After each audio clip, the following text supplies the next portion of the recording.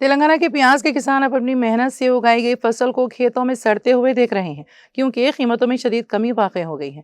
ताज़ा फसल की फरोख्त के लिए ज़्यादा खरीदार नहीं है और किसान जो हंगामी तौर पर फसल फरोख्त करना चाहते हैं, उन्हें खुली मंडियों में सिर्फ 600 से 800 रुपये फ़ी क्विंटल मिल रहे हैं।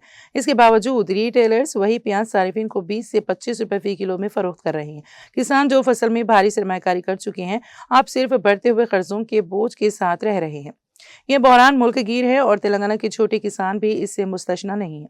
पिछले साल की ऊंची कीमतें जो 4000 रुपये फी क्विंटल से जायद थी, देखकर किसानों ने मुख्तलिफ अजला में प्याज की काश्त की। तेलंगाना जो दरअसल प्याज की कमी वाली रियासत है, में थोक कीमतें 10 से 15 रुपये फी किलो के दरमियान है, जो पैदावार की लागत 25 से 30 रुपये फी किलो मजदूरी और दीगर इनपुट समेत से कहीं कम है।